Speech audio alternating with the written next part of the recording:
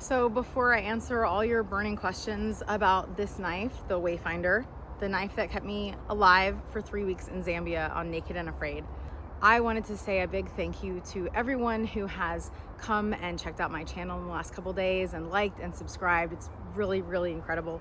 Thank you so much. Now, on to answer all your burning questions. Let's start easy with the handle. When it comes to this knife, most of the materials I didn't pick because I just trusted him, the expert, to pick the right thing. So the wood on this handle is walnut because it is a very strong and durable wood. Now, I didn't know where I was going when I asked him to make me this knife.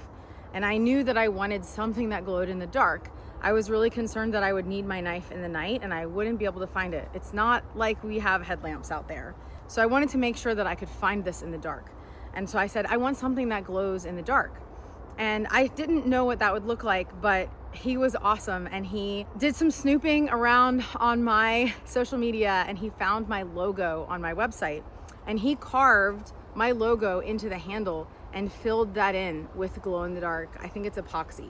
When I made the sheath, I used glow in the dark thread so that this would glow and all of this would glow. Before the sun went down every day, I would lay the knife out to charge in the sun. It actually worked really well and I could see my knife up until the wee hours of the morning. Here's my knife glowing in the dark. So let's talk about the steel that this is made from. Again, I was not picky and I didn't tell him what steel I wanted the knife to be made of because, again, he's the expert and I trusted him to choose the right steel. So it is 1095, hardened to 58 to 60. There have been lots of questions about the edge geometry of this blade. From a distance, it looks like a Scandi grind, but it's not. It's actually a double bevel. I'm not sure if my phone can show you. It does have a secondary bevel. Not sure if y'all can see that, and it's a double bevel. So unfortunately, this knife did not get as much screen time as I would have liked. Let me tell y'all all the things that I used it for. I did so much chopping, mostly of acacia. A boma is basically a shelter that's created with thorn branches. And the goal is to make it really unappealing to all the carnivores to fight their way through all those big thorns to get to me.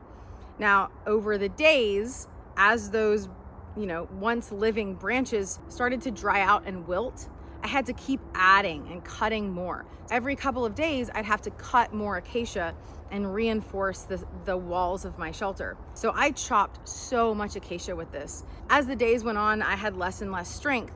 And so chopping acacia became really, really exhausting. So I was really thankful to have this saw blade. I also did some carving, and with this knife, the two ways that I carve with it, I double my thumbs up on the jimping right here, like that. And then the other way that I found works really well is to put my thumb here and carve.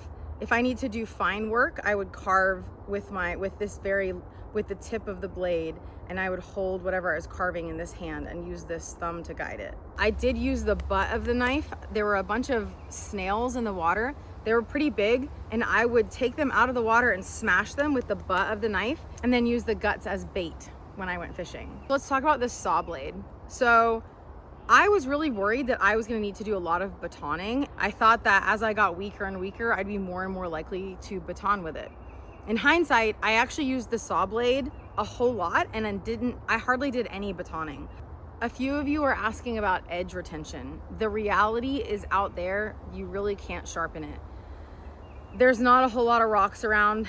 Our second location had basically no rocks, so it wasn't like I could go find a stone in the wild to use to sharpen my knife. So over the days, the knife got more and more dull. Luckily for me, and thanks to Tyler, he left me his bow and arrows. And so he left several arrows that had broadheads. So I was able to use those really nice sharp blades on those broadheads to do some of the finer carving that I needed to do as this blade got dull. I think it held its edge remarkably well, especially considering the wood that I was chopping. Mopani and acacia are some of the hardest woods. They're not as hard as ebony, but they are very hard. I was really impressed with how well this knife maintained its edge against all that really hard wood. The thing is, I really love this blade. We've been through so much together, and it's not only a badass blade, it has a badass story to go with it. I think Craig and I did a phenomenal job of designing this knife together, evidenced by the fact that it worked so beautifully for me out there. So there's really just not a whole lot I would change about it. There are just a couple of things, and those are things I couldn't have anticipated because I was planning for all kinds of scenarios. Again, when we designed this knife, I didn't know where I was going yet. I had him put in a lanyard hole because I really did think that I would want a lanyard. But after I added one, it was just kind of awkward, and so I took it off. So maybe I wouldn't have that if I were to redesign this. Another thing, I used this saw blade way more than I expected to, and I didn't baton. I don't think I batoned at all. Or if I did, I don't remember it. So I would absolutely extend this sawtooth another maybe half an inch.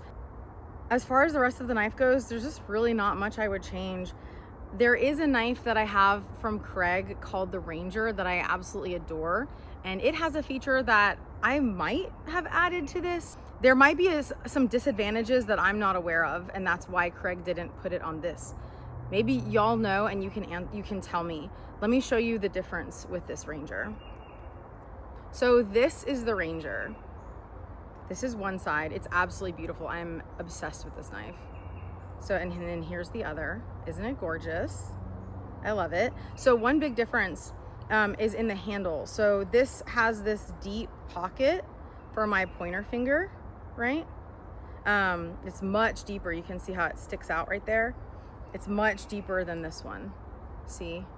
So there might be a reason that, like, maybe this is a weak point. I don't know. Y'all can tell me, because a bunch of y'all I think know more about knives than I do. But I do really love how secure that feels in my hand to have that deep pocket. So I might, if I was gonna go redesign this, I think maybe I would put that deep pocket in there, get rid of this eyelet, put a deep pocket here, make the saw blade a little bit longer. Other than that, I wouldn't change a thing.